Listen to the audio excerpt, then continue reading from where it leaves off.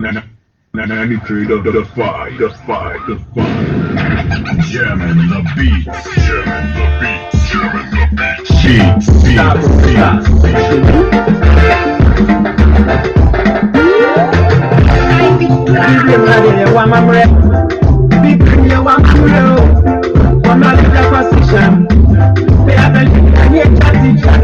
The African prophet, our man. The battle between religion and culture. But you wanna root out Papa Yenchi, Yenchi, Papa Yenchi, Yenchi, Papa Yenchi, Yenchi, Papa Yenchi, Yenchi, Papa Yenchi, Yenchi, Papa Yenchi, Yenchi, Papa Yenchi, Yenchi. Selma, if you could be a man, but wait, you know, Jamaica, and Demono, and nobody. Every place one hey, I didn't get with the it's time to fight for freedom. The attention, yes, teacher, the battle between religion and culture. Back to the one I wrote down, my Yenchi, Yenchi, Yenchi, Yenchi, Yenchi,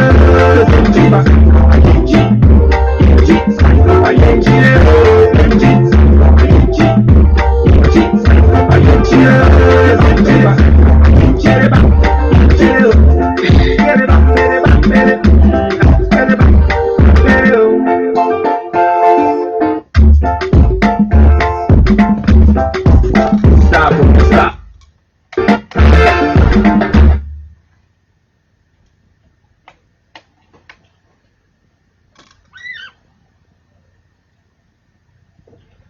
That's right, hey radio here, 93.5 megahertz.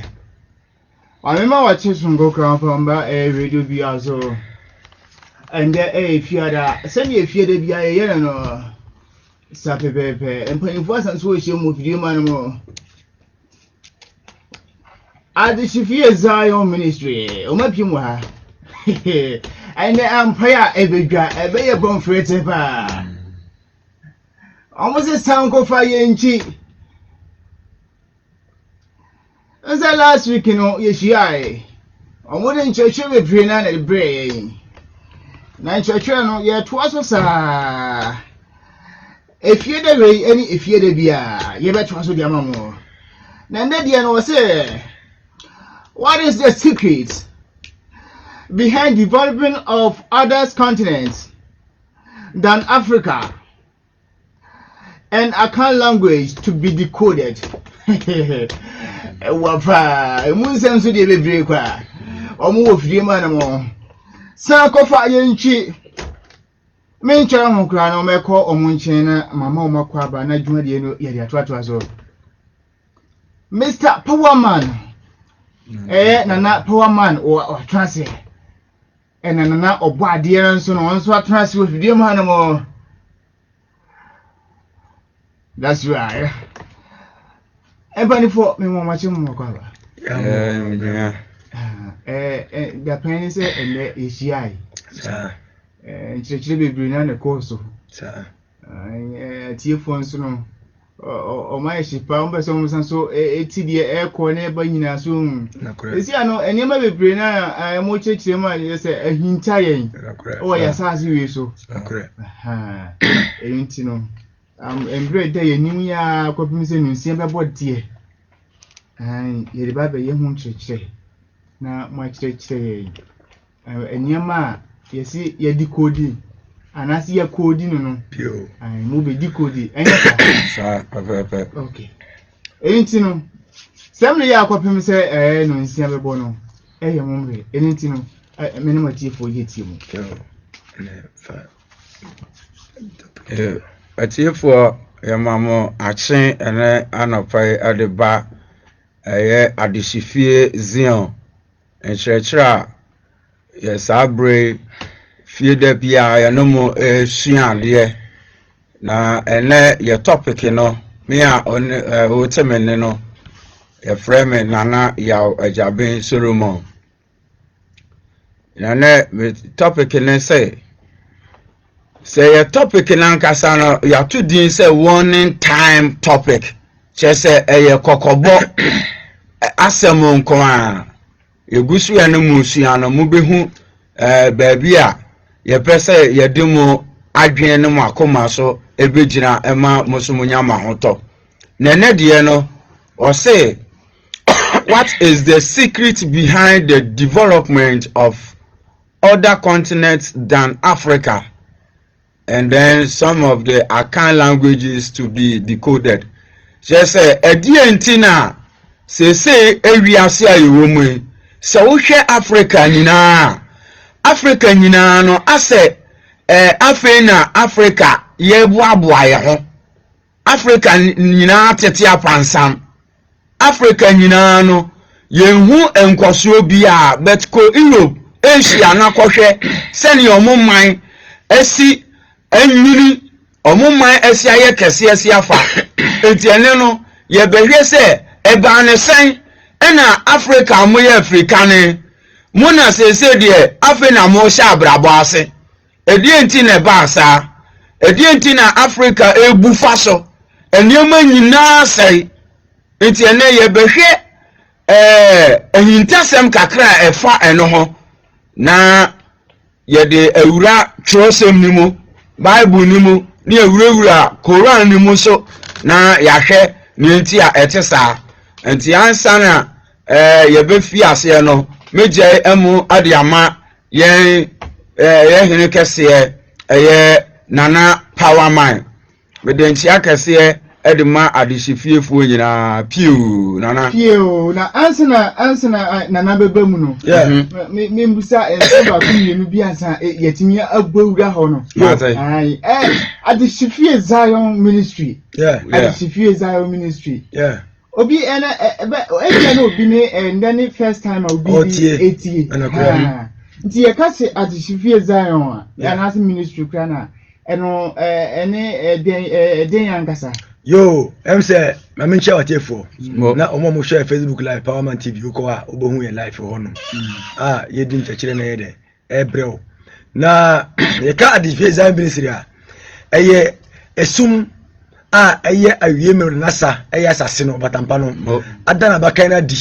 a wa pai se na difo ye di insempa a ye asase ncheche fa nature worship yesum asase se obatampa no ye nyangopon no ena obi be kan chese nyame wo soro ema ye dare ache ya tiko de sha mame no abre ono so no ye obatampa no a ne ma nyina fre ne mu no nti ade se ministry no eye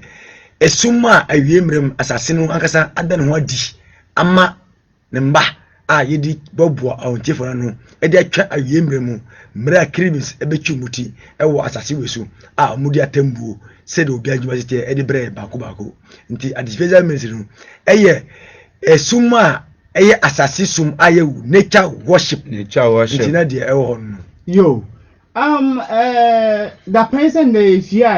ye din komo bebre na komo edi ye no na mu kirese ewiem ho de it is amadikodi omu kodi ma se ewiem na ewiem no o hwe ho no ma ye se ho no bibia ni ho ho no ma we enti obade na nkasa no betime gusa what hin na a friend say what the bas has for a purpose ana no obade no onu na asase no tietum se netie ye ni yankopon na netie wo kasa netie na wonam so anwe wo de si dan me no tisu no kese ye ne yankopon netie onu no so no ena ye onyankopon firi ne mu ye asase asifo ye kase wasifo aye wo yamba na wabusia nema nyina firi ne mu ye besan kono mu nti asase no onu batampa no na nyame bi nti soro a wo hunu da se si nyankopon bonu pa no sunu se so a onu na asase na wonam so no a wo hwe ne hunam na wo hwe ne Africa ne for you are the gods for this universe ye na gina ma na nasa no kasa ye the map of nasa so wo hwe nasa hunam na wo hwe hunam a ye na ese ne pepepe ansa na obroni ana huefo na ede eba ansa na ubon se obroni ebenya nyame anum asem no obesua firi Africa ya Africa ne fo ya Africa ne no ye ho na Nyankopɔn anum asem banti ye ne na nasa mbakan nti oparuntuma first ewa Africa ne ene nti na ewo the center of this universe no nti ko bia no ayemfe wo fifini ti Ghana na US nyina fifini Ghana na Africa na Africa US nyina fifini ko bia ayemfe fo so kakra bi na amanmefo atwe ho ahia nti abi before ekekutua bi na abrofo atwe ho ahia bibini ye sofoko kunkun na obruni ya adwumayeni ye na ekuta sika na gold na bibia ofa na okoya adwuma na oba ma ya kyem mienu nti bibifo eye anyame su na obruni eye adwumayefo na de ho no na dia wuche ekrema dia bompa ya bia na ya pege ni ahwe wie mu no ni nyina no e de so bi wie ba nyame efre mu oso nyame mini abusum Allah na yawe nyina ya wie ma nyame aye oso nyame yes Nyankopɔn angasa kasa ono asasina se de obo suru gwa asasina angasa ope mu ni di obi ambo so no bembo asasi di ne ho osoro di ne ho obi adi ne ho plant ni nya di ne ho owia di ne ho Mars di ne ho Jupiter di ne ho na asasi so we de odi ne ho nti obi a won mba na wenu oye obatampa owo nipa owo libis but we mu ye de omu ya abonyini se kan duabo a duabo ye se ya dio buo buo be buo tigale buo be ya buo antoa omu nyina wiema stars ngidikidi ne bia frem buo na obusumisi ye buo na osramuso ye de owiase ye buo Jupiter ye buo na asase so ye buo na mo asase ne ye obatampa sa buo no owo nipa ewo nkwa ewo mmoa ewo nema nyina na mu nti e fende nature modern nature anase bia obatampa no nti we no sa buo we ni bia different nti oye buo a okuta livis bia on san obi but we mu de bia mani be ne mba de bia omo twere hu ne frede pese omo de omo kunye mo yo Nana Power Man ye da sipaye mo what is the secret? Yeah. What is the secret? Dientia Africa amafu from mo omutumpon ejayen mo enne be omutumpon ejayen enne be mo invention ade agba nyina no utimi se ano odin mo na we dey compare iye ne Ghana han mo utimi se ye fompa ye mo anti dientina ma sisia no ama Africa hanankasa no ye wo fom yo okay ye gold ye diamond ye goodie bebre yeah so no ye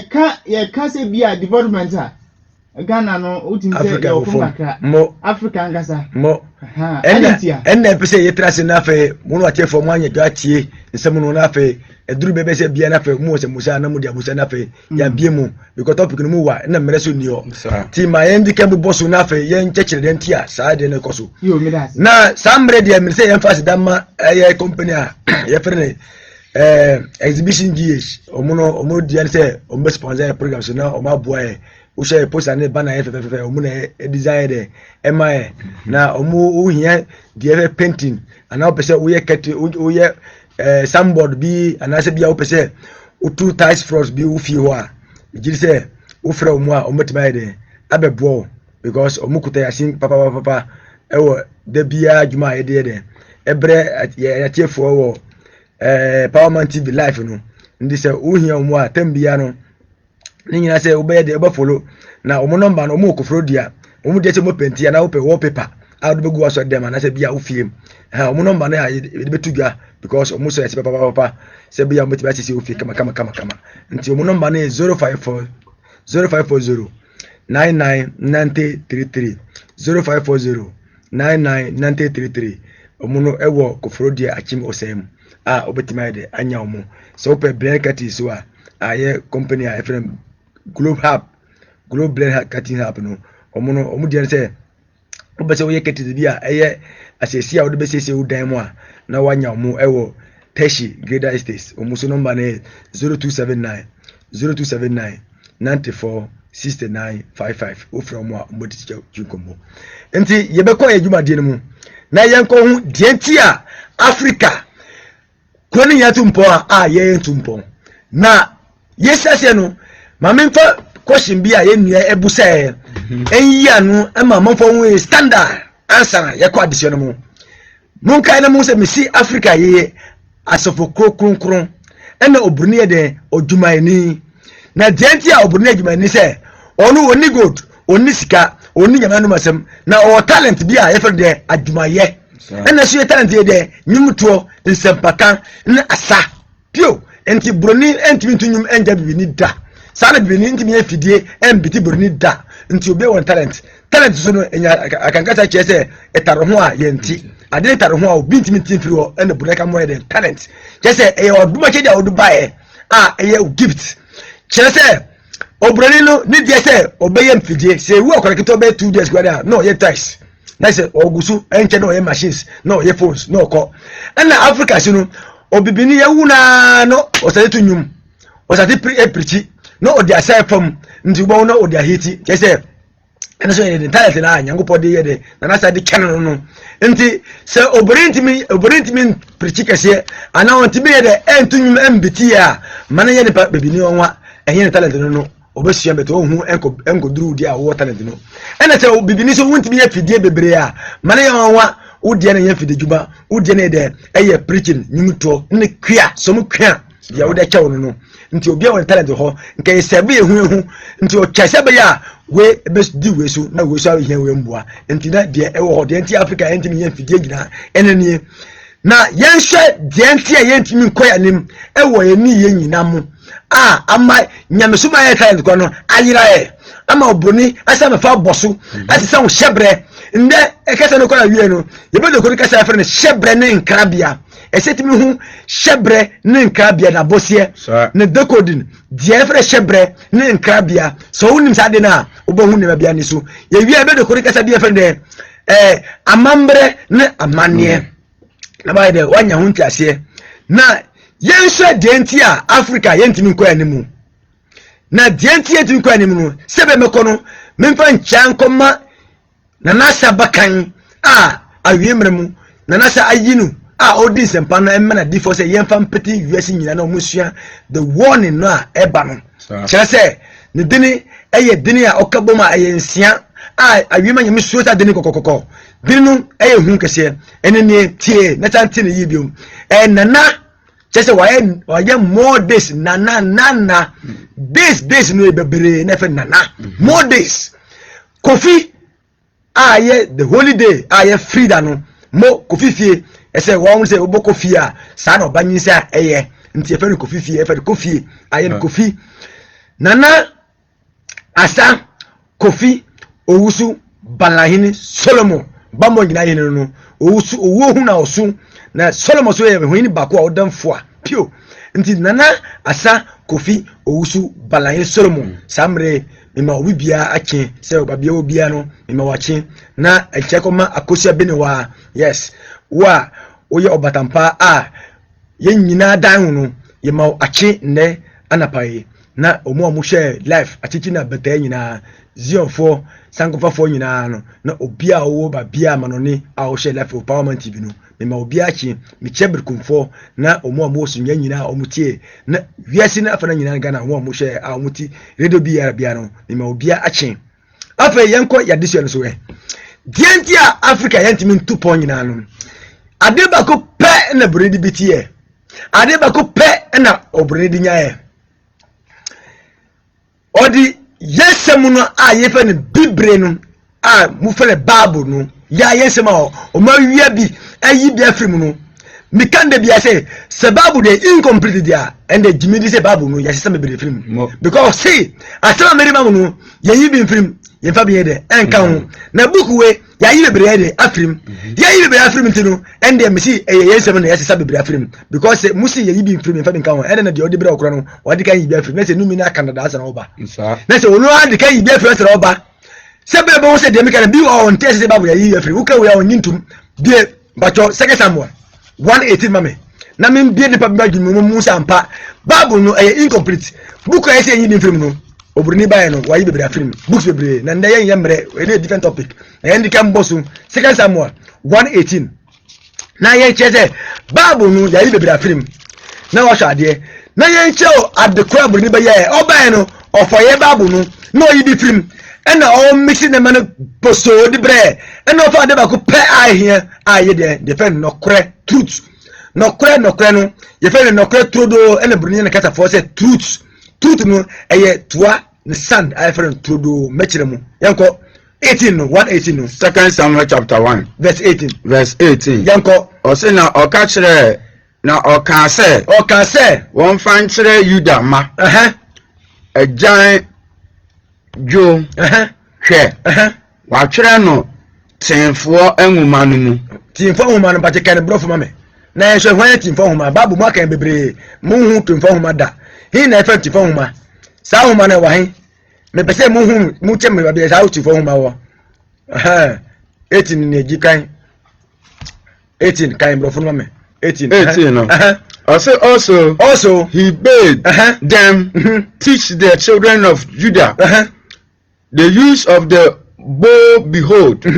it is written in the book of Jasher.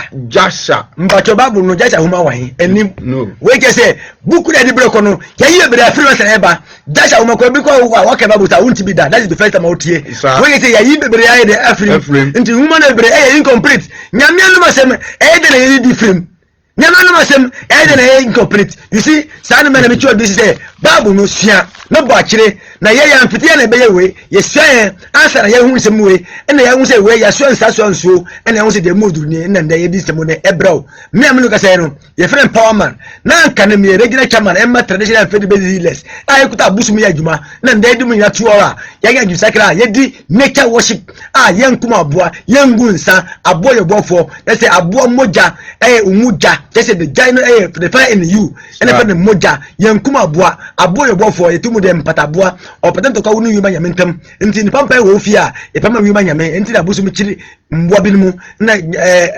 nyame yebre wo chiwade but nature no ye ntiri hwi o kan Proverbs 16 verse 4 o se nyango bobo ade dia obibi import the boboni for the boni chese ya de nyina no obabu ni sai fa ne bra yuma nyame suro na nature de ye ntiri bra because wo si fie etoka mi na wo si obobra oba no mensi na bo homban e ma wote bobra nti yuma nyame na wo chiwade ye ntiri hwi de chiri eye bono ade anase boni nti boni so no de di ba bebre eye de tro ibe kire mu nde ma won kasa fo efere tro wa kan tro da won atro se kire wa kan kotompo da won tuma kire ne mbede ko do the word kotompo ma mbede go the word tro amo mbede go the word no kwe tro do amo na wasu ade akwa ni mu e wa wiem ne mu yan hwe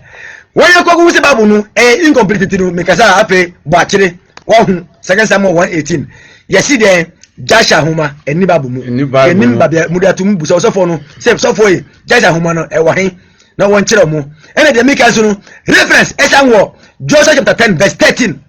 Joshua 10:13 sankai mame me pese mo ko se babu no ya sua ya hu no kra bi ahinta mu na edokore de edimo Joshua 10:13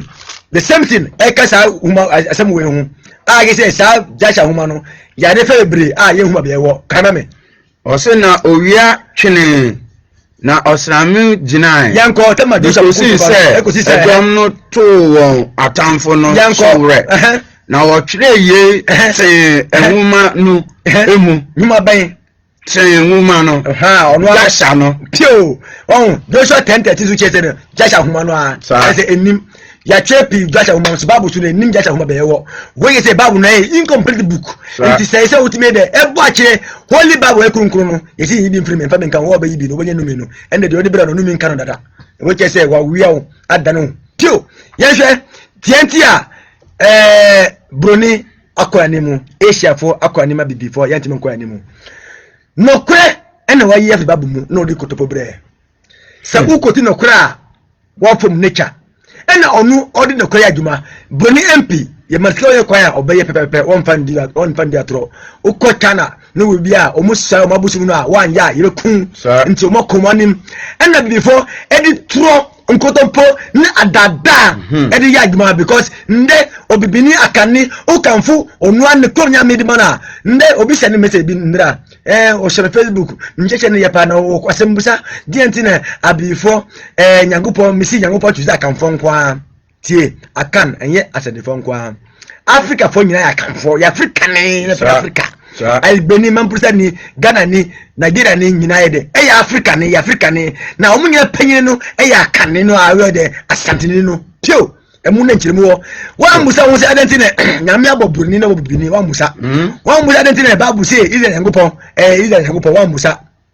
tianti o kiti Israel fon kwaide ayo mu kiti bi wa musa adentine ko na se ye wu a ye be ko kan harap ewo atemoda wa musa adedi no be so Qur'an be so ko so Arab kasa wa musa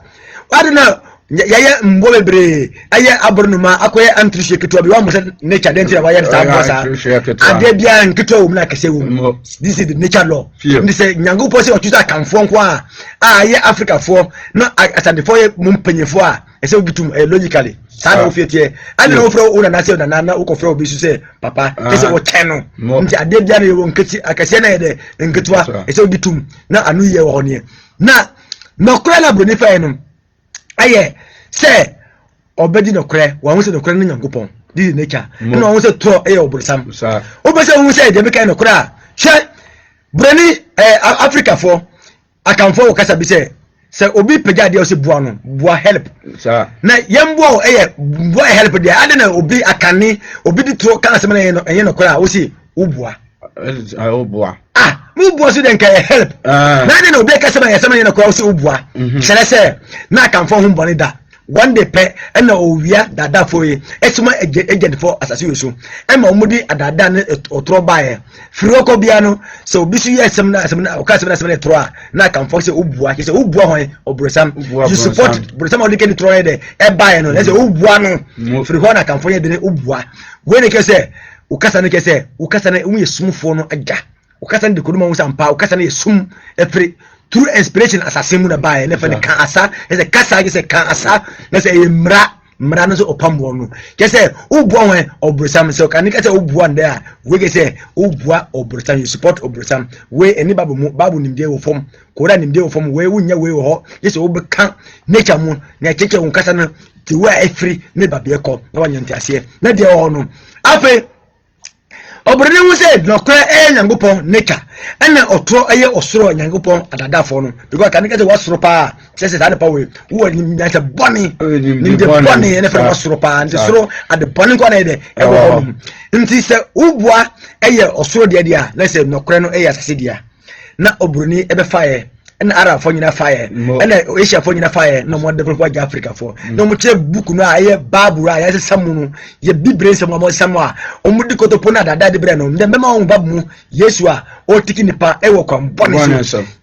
Paula wan bantama o tiki nipa krono bo even the Paul kono krono fo babu mu akonto wa na ma Paul bo krono o ye so e be ye Paul o ye Paul nya no a o nyame di fo no no sam di ntro e bo krono akonto babu e me kire me kotu we nyina ma wo se e bia wonti de Paul no ye krono fo me kire Paul wan ka se no bo krono me kire o de me kan na obronifa no kwenu wa develop no krom e ma ye fen kotopo na de ti babia wo no nenda ko de kasa fo kotompo ni ntro no afi na yakoba bu mu na me ko che se Paul se kromfo a na me improve na bi kase de ma boss bo ama Paul na pe ko share de ntia ko na so no mo medso nyina no sikape o mu ye no mudi sa adwuma no na ye kan de word nokre che se anukro anu aye ba ko pe pio nti si do ko chodo obi nti asese ye titoro matwa na me de ko ma unde todo je se eye sand bia yenya mra ye di nsogu tuam twa wa kata ba ko pe udi nsogu ma want me ko cha na mfa nsogu tuam na ye da ye se wurda e be si todo ye te sand eye ba ko pe nti todo buru na kasa truth oye truth for kasa FM todo mu akankasa todo chese truth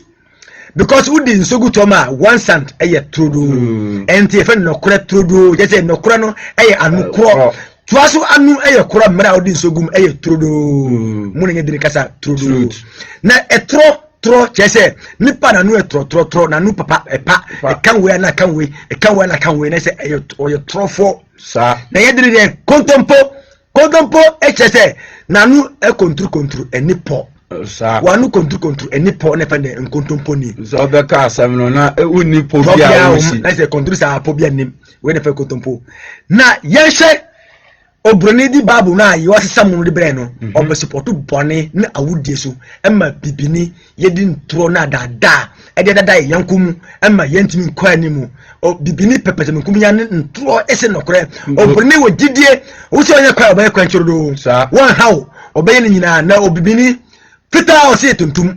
miki babure eye ko britino makan second Samuel 1:18 me bi ni mara babe che Facebook comment say de make na no kore abrama keka eche no bibini oyo dada for nde wo bedari trofo aja bruni kra because wasia ena pese me kunya ntino so begeri se babu no nsem se koso abegesi na dwuma ne de obedi nko de so o deck ni edi atem ko se ya brusanfo abede me ka che so no me wagira so ama prova mo nti bibini no na so ndina wemrem ayi se atem mo ne ba makiribis ba be gwa bibini etwi na so e me no nya di sakra na no power man let's say bible no so wo hwe kura no kure na ye enimu no ne na ada na ewo mu no nyina kire anyame na mo omudi animu no mo ebaye no because say anyame ne nyina no omo enkasa mfa ya sase ya ye tesu ewie obi apaya nti ye wiem so wo hwe owia yi kura na so kromfo de e che se obewia na ye de owia owia se obewia tif na ye de ewie mo ho awe mo na yen sha de ewo Proverbs chapter 6 verse 6 Proverbs 6 na yen sha de mebusam no etire nsia yimu ensia no ose yanko okwadwefo osi de okwadwefo kontati anchan hwe na kwan na hwe na kwan na hunu nyansa na ono de oni otitiri mo ono opani ni osudifo mo nanso osiesie na duane ahukuro bre Bible chete yenko sia nyansa yedi ba de ebo ebra mo ewo tete nchen tete na odidi a odibi hye bom se be kira boye dadi sa Bible ne kawo ai muntie de Yesu baka kire New Testament Matthew 6:25 when they say Bible ena ma Africa for yantima kwa nimu because ya hinta no kra no obrenim sa no ono owo 7 accounts dachi ni daso accounts emma na mba eto kokofuo ma na mba na wu amod koduro etiebo ko sampaye a wu ha hu adentia o de Bible no New Testament na Bible ka say we chichiru japa de osoro na man gbini kina ho Bible kra na o na say dadafo wa kodu no kra no ntro no de abrote Jesus ya ko Pama ma o kan kwase mpaye so dikodu mpaye no mame na kawe wie na yanko mu verse Matthew 6:25 yanko o say ni yenti mesemo say yanko mo nwenwere mo kan ho say Bible say man gide kra ho say edie na yebedie anase edie na yebeno anade na ebenum anase nipadua so tes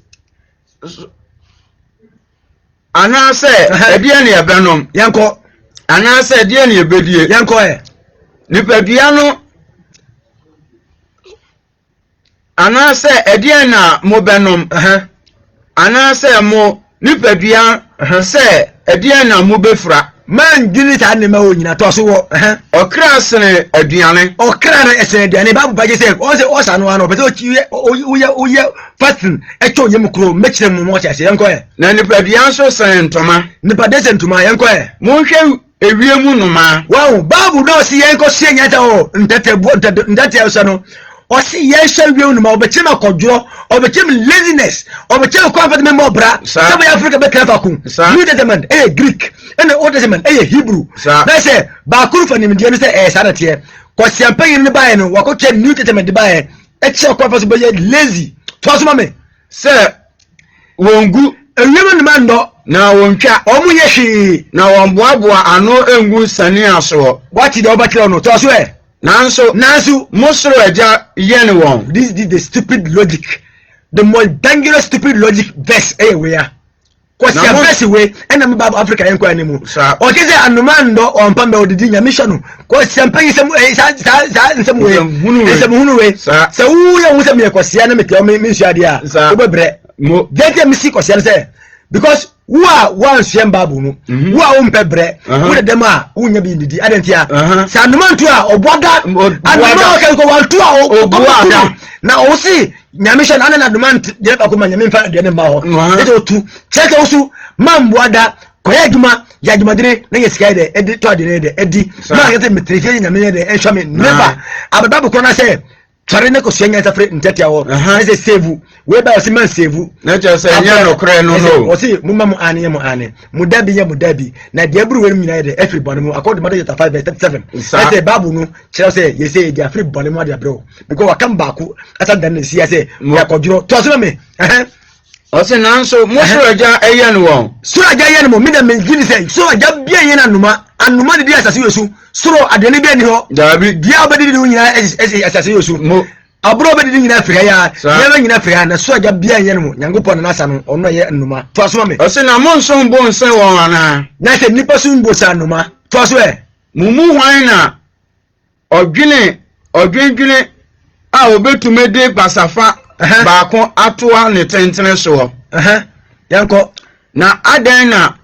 modwendwene ntoma ho adan on o kese man gbe ntoma ho sisi babu no so for the abie na bibia tuo no ma so ntoma a chepepe ne kota tuo a Sunday bia o de we be ko na we mi da ko to so me mo hwe wura musukoko mo hwe wura musukoko sadie enwini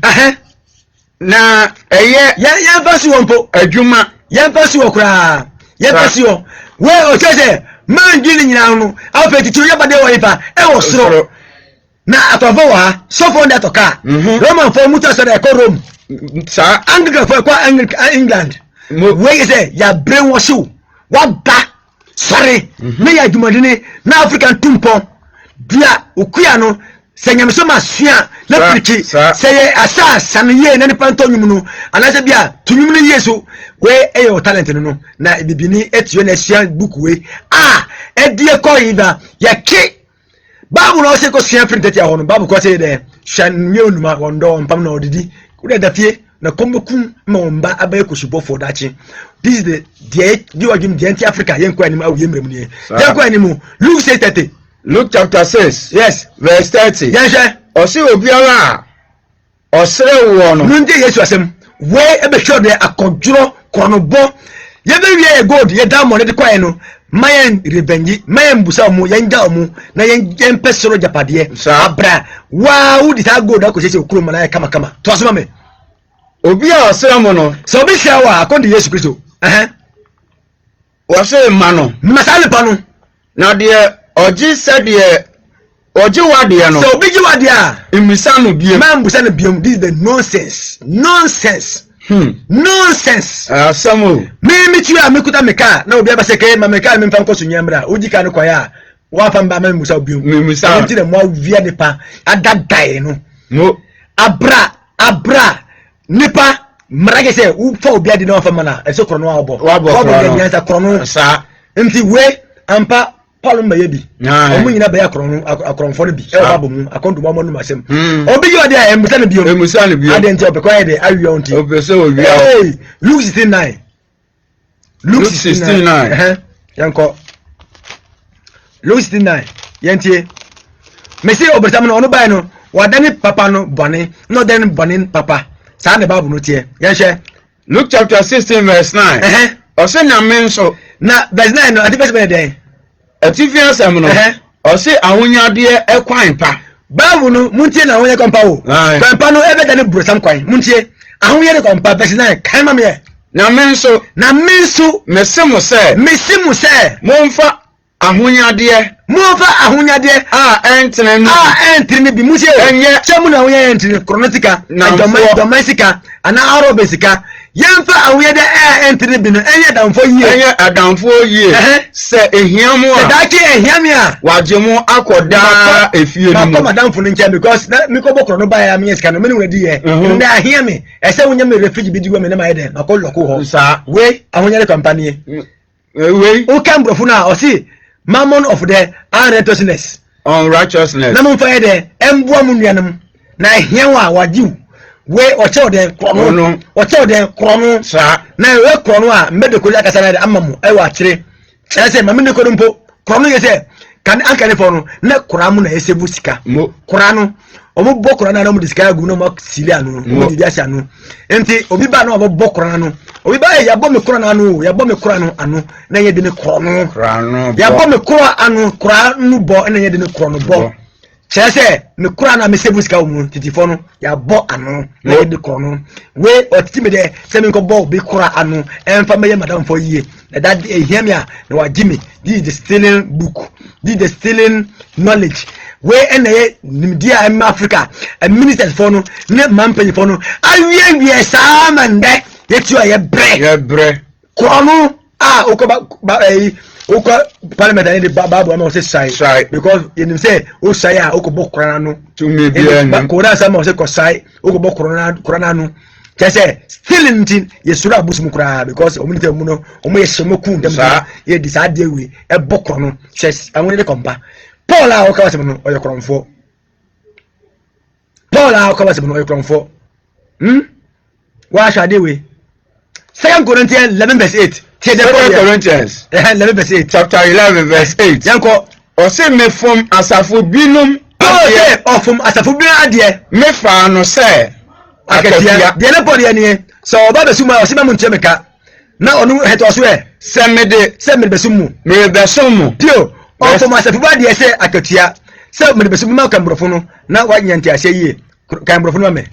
verse 8 kambrofo no 2 Corinthians 11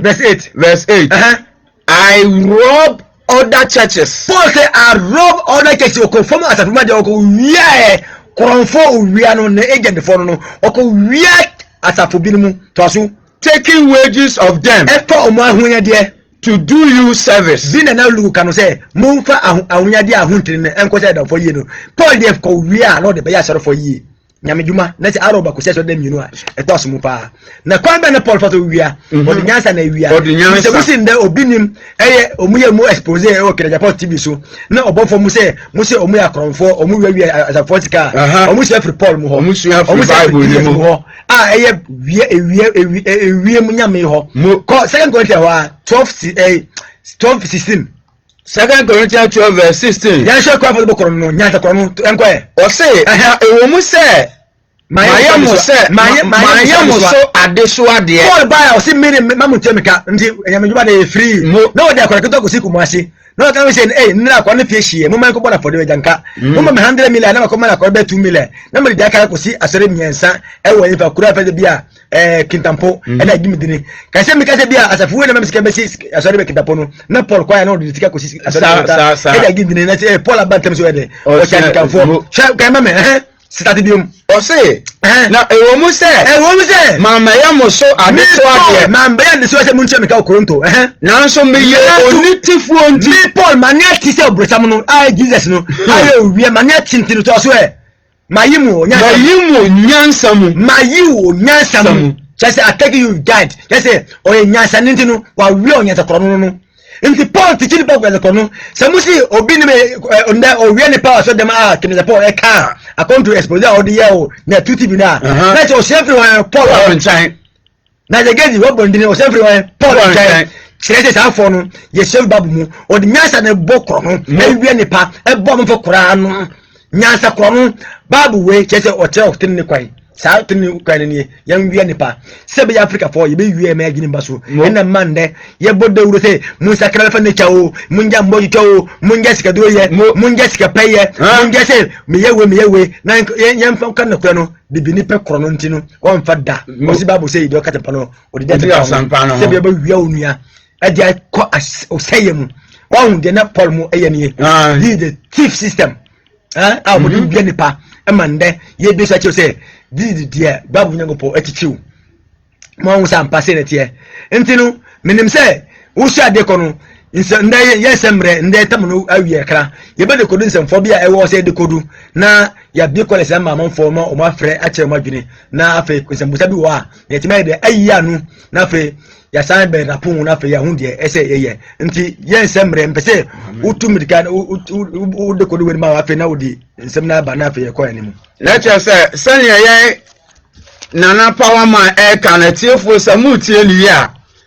sai kwan we so na kwasi broni fa so a mo obewie bibifo sa amane Africa ye de ya dwe nyina firi asase yesusu broni kasa otumi kasa 1 million years ago 200 years ago. Yeah. And so bibini kasa onim say o. Yeah. Ewiase no kra no DBS 6,000 years. Yeah. And so broni kasa onam 1 million trillion years ago. So enti we no ama ohu say sabre ye yewo mu no ese say ye maya dwen ba nature worship no so. Ebi say wo ye wadwen say ewiase na otimu no kwa na wieye ewiase be say asase no send your Bible na kan ewiemu nyame benya na nka say ewiase we no anane ti se nkuto ewiase no na nka ahye omo de saa atwotwo nsem we abegure abibifo adwen because omo nim say ye talent no enoa ene nyamesom enti so omo de saa nsemfo ani bewura yemu na kaya adwen mu de a na so omo awieye ti bibini na sase oteso waye support so obroni krom waye ho kama o de o dwen say asase ni be kwa wiye we ya covid abai ensem asofo ka nyina ne say wiase sai eto obi ayi na adwena free wiase no so enye sa na te mo nti ye be de kodo nsemfo no na afi ya be kwale se ma atiefo na omo wo kusabia ma busa na ya so ade de meka ye be for lesson na busa question samre upese o challenge me am yem de number 2 o frame na challenge me ana pe debater bra na ye hwa de obetila be de agina ye samre we frɛ a wo be challenge na mo wo frɛ a busa question na encheche mu because ye na bre na wo be frɛ bia obeka semfum bia no ye be yi afro because samre ye na bre Facebook ko comment na ye block because samre e ya wemre ye na bre so ade e de agro ha nti wo frɛ a na obusa sem simple na ye yi wanu upa na ofa adesua ye fa ugide tu nche na busa sem na so ade wo du gide group kesi a wo hwa wa ubu fo ansha wuntie embasa na ma okọ ma fom na ye de na suade na fa yenko animu ma yem de kodu nsem fo na fa ya ma o ma bie fo las na to ma yo ye sama pesa ye bie so de akata so no ye bebie so mo wo se shebre mo na akanika na shebra kire se o shebia babia kese ewu we de etu ene fere shebra ene ukate medabre ni o mo ene yedini shebre kase wutu Ghana ene ko wutu abrochire ya saw shebia ene fe de shebre ndi shebre no e babia se wutu na oho neke spirit no ede ahu abuo so no na watima ko anim atima yede adura bia wonkra bia no ewo ebe se beduru nkra bia meboa mo ye ko de ko nkra bia because akasa mi no ene nam shebre ne nkra bia na babia ye wutu no nkra de so ye character woni ye o talent kase we teacher ana say we preacher ana say we utunyum ana say we clear ana say bobo nti sa character no ba bia wutu no na is be bo ma sa adum no atema tena ho because yem pare say bia metu me preacher na go watu China so preacher bia ntie e say ya some me me can't rent daddy but me Africa dia like a preacher can say to me hiti na atema ko because niggas be Africa no e preaching that is the entire for the shabia na nkrabia nti eye wo shabia ba be wutu na o character say aye wo de nkrabia eye o character ni no ne ye bia se ne ye sin nyunu no o meya no jo ene ye de se shabia na nkrabia yanko anemu o si kurase ni mo ye kan kurase ni aye tan de o ukura wasini babia wasifo no kura wo mu because aha na ewu me mati story bi se bia mehini na we say e se mitimi de e maintain sa ade no na akoye abako se museum bi se masifo no omo wa no aha na ewu no ye ne say na makora ho no na akoye se kura wasini e ewu diaman no nti ka kura sini a e ma ye bufuo because amre we kura no a kometa ba no obia fi ne kura ase because of ho na obako nya refi nya de ne de adi e wa wie mrem nti kura sini se kura wasifo na fa kura sini ye say ho ne ko animu ye hwe de toso no kodu tio the word kodu we sadia ba we ma hu sa mpa akan mean the first akan mun na sadia we pray me to challenge amma obi a o tie bia me am ka se o ti bi ka sa me akane na mo me ya obi a me free extreme part babi e na me fa so free Togo ne Benin na tie sem no ye kasa be brain na me tie no more than 9 languages ameti na kodu no obi afa no kodu e wo kasa mo ene bonito be ye ne banana eye banahina na na kodu no busase de na fa no kodu ko kese ya kodu hieso nti na hieso na edua no akamfom ti kodu na ye ne kodu enti I believe na kodu kusa ni me fa no kodu mampo ni me fa no kodu adentia sa dia be de kan pie akan land nti akamfo tunu sa de se koduru nti obi ayi sa de no no burni ban no enam se na de nana asa kofi osu balahin Solomon na akodu so na ho na motia no mu gro pa nti balahin na no ye banana nti kasa no nyina mu firi akana mu na mu shetam ne ye free nti se obi se de meka me boa won fere me kasa kodu ye fere se o mambu kasa ana bi kasa ana de gomo kasa onya obi fere kodu ke se wa kodu na akamfo mu they are the first people kwachina na obi bisa ndeno me hu aka me say aden na kodu okuru kasa wo fere kodu wo bo say aden tin yango pa tusu sa for no be ye won de ba bi wa ha na pie e na onya ye nti se omudiri no na o maintain ye nti o fere de kodu na yo no yakwa ni mu yo yanko de ataso asi kosua yo kosua ke se di kosua o ma me no ata series e globe no globe ni se kosua no gile kosua o ma me no nti wo kosua yo lesa ko tru yoku no sana ata series tie lesa sa ko piba bibonya gold ndi aka nyina nti ata series de o te kosua gile kosua o ma me no nti eturu se akosua bini wa bini se odi emure ye dire se me ko di oba on na asase no nti se odi oba na asase no because ye didi asase no hu ena ye dire se me ko di oba on asase no nti ne image ti se oba tampa modern nature nti bible no ko gitum se asase ye ba account Isaiah 21 verse 26 26-21 wasi asase no oye hair obeyi ni moja di obeyi so hair blood oyo oba tampa nti se nature ne oba de nti se ko di oba ko say se giko sua o maame no de wo sitie yenko animu ya to so biem eye amamre tio amanye ne tanam sa na amamre me se o man ni mra wa ye to se dia 25 December bia e be celebrate we sa every sa says match bia be senti o man ni mre en e ka mo en fer amanye de mamre no pio na amanye no eye o man ni ma obeye no dano aye ni mre na o de to e be kum mwa e be didi e be yese en e fer amanye nti amamre na amanye no e de ko do se o man ni mre na wa ye to en o man nema ene fere na amamre this is the nature law kwasa na ye mbra ye de ko ma wa kurigi wutimi di wachine ye ka chine giso mika sana no nko bi gima chire o sesand no ogigim na fere na achinyejie but aye dent no obeta kom atie wutimi de chine tete no kreba nkotopo de edwane this is the truth oba trododoro ye to asam no ene ne yanko animu yo nti ye be ma o ma bie college na mamu na mu wo kusabia mabusa na ya so ade akwa animu ye wi ye number be tudwa asafo no so no zero ministry ye tiri Ghana ha Kumasi ntribuo buo nyina tiri oho na ye tiri no wo na mo no ye wo evangelity ma ye di so ade obrikum ne sunya bakunia ba beku se kato na ehia ye so ade wo awie mre ma ye di nsempa ne ema wo di nature worship ebia fieda bia no anyimre pa best 5 to 6 dia wo follow ya obenya sa mreko Powerman TV Facebook o mamko da Facebook no for life Powerman TV bo hu se ye ti onu ma wa hu empenyefo a omudi sempa eye nature worship nsem no ebro ewo nda fieda kunko ye free die ti mema menua wa bie college na ama na fe ye kwa animu.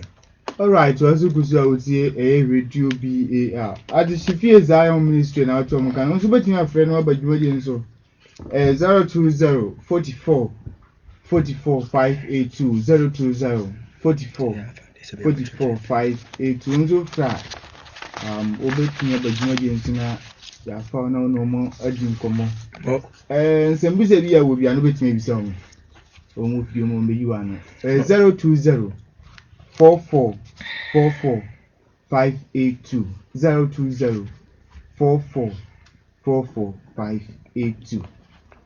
Ti obi anyamba de na yesua de kwa animu obisamba no obekan yese nyankopon otesoro na mmom no oba ye pie free oba ma adamu ya busem ka na oba ke se onne bae alpha and omega oba ye odini hu onne bae ya nwu no oba no no oba mai berima obarima na ka mo fe ne berima na kasa no ye kamwa na yatimanya sound adantia ye kan nokora yiti anokro ba wunti bi kete wanu ye kro ese kan nokora ye kamwa na atimaye de akodotam so diom na obi abase na ya na obi ha na Facebook phone so nya hello good morning we didn't be okasa free aka friend Collins na kasa free shop yo Collins okasa free inzu atre nse musa umra mache wase misa bi afia kresen mache wase ye kase obi ye nyere chowa afia kresen obi ye mere chowa de onchirengo Kase be yina. Yo, ye be kwasuati ye be yiwa no. Why? Ayo, ye da sipa. Also obadwin abadwin so aka simano du ba ko na sorry anisa. Onso badwin aba so 020 44 44 582 020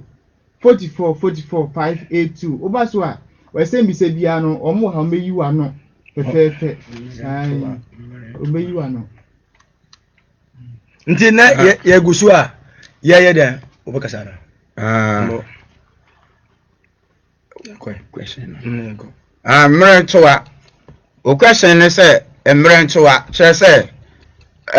emre to say obi ye ka bibi say we de ehia to me. So ade na hia to. Enti mmerentoa chere say obi a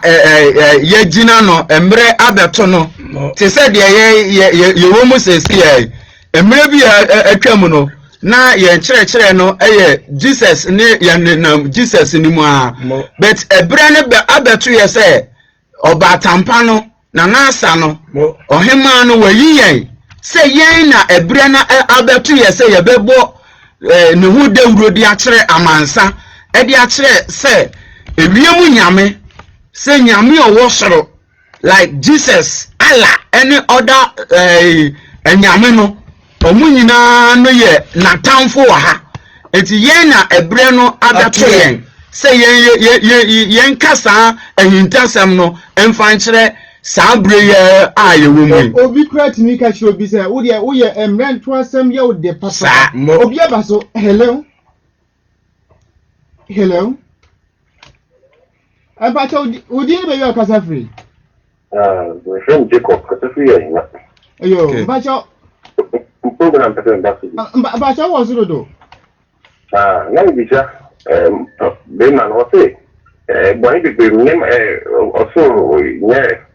papa something bisa say so ba cho o question ye nchara ntine papa obetime gina ye bi after any bonifit so as I say there the papa bisa na say na so to fit so e go fit so no yeah the fight brain also the aware about something that na yeah that's yo that's no se musa mo that's mo how be you are why there wo ne obi nyama yo menko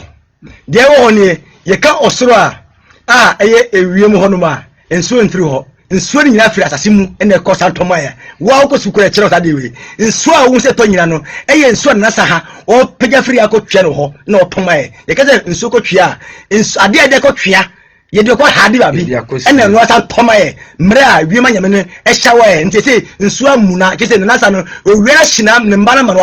odwa wi na omuna wi na o hyawa ne mba no se bia ntumi seye nti nsuo to no emfiri wiem afiri ha ena mframa na wo ka wasem no na sa no owo ne mframa wo day and night akodi babu kura no adebo ade chena de say e wa adebo wan sana ewia na obusume eba 4 day nti obade ma de chena de say ansana prove ni say uko Europe ayo ko bi wa ewia mbo ho 6 months so omunya day and night nanti ko bi wa Europe sia mu ko say a ko bebre ewia pie obusume sia day and night no enka ewia ho na mo no nsoto na ewia nyina na sa ne dia nature ene fa de mulukum seki mulukum na sa na chi pio yo na me de ka ka ho a okay good morning you didn't be your cousin free okay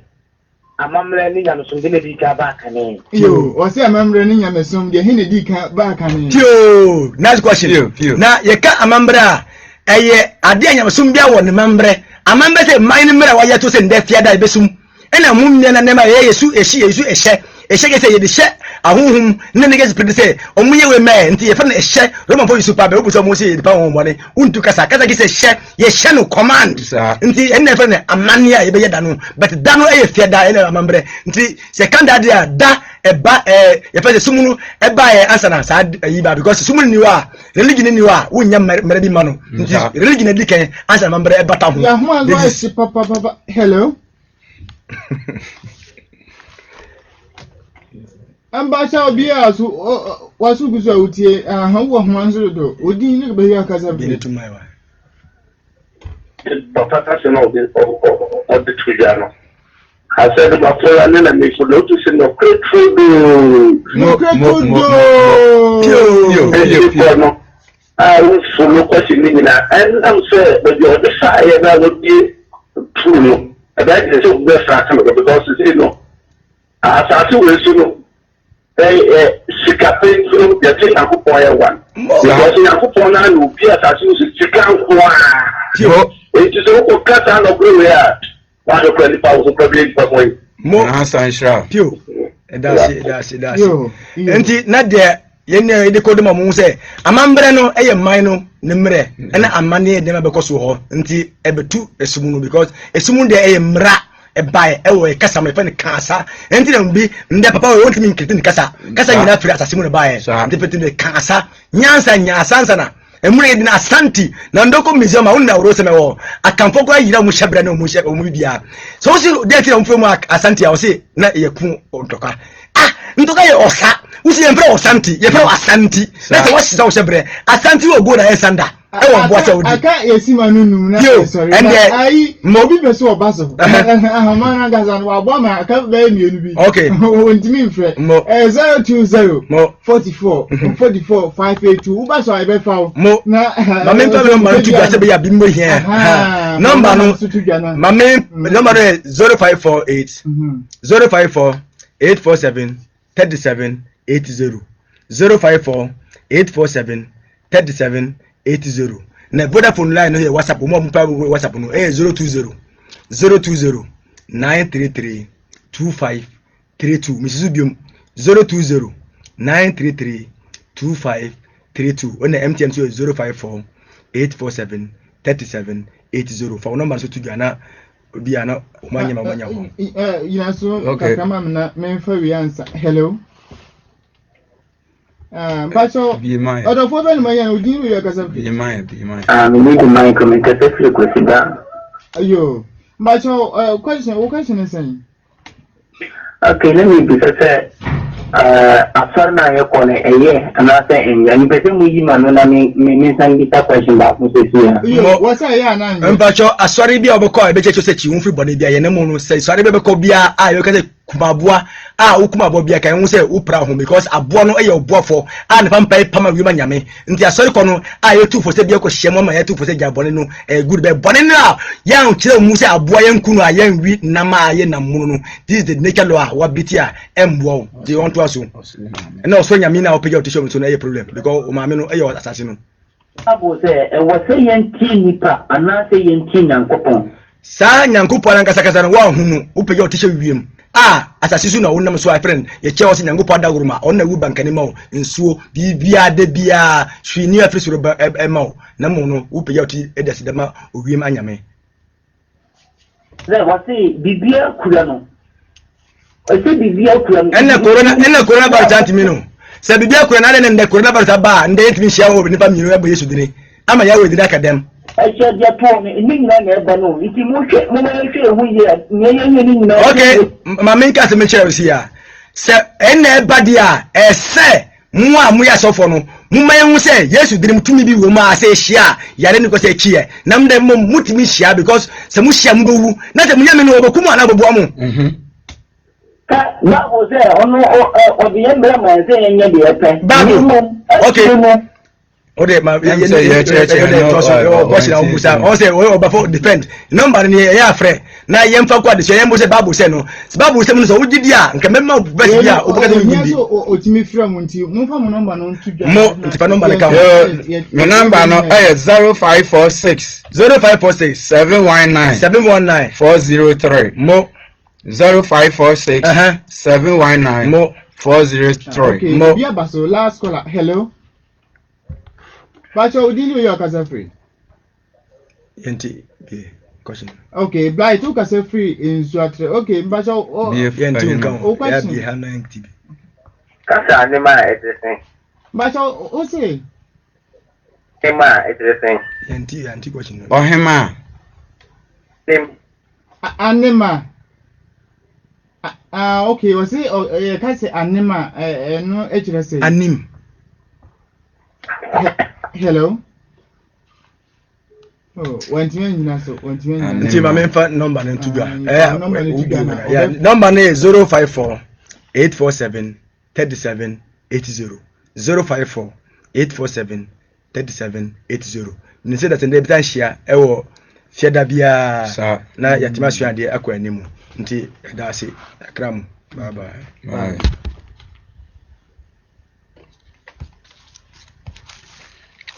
Stop from the stop.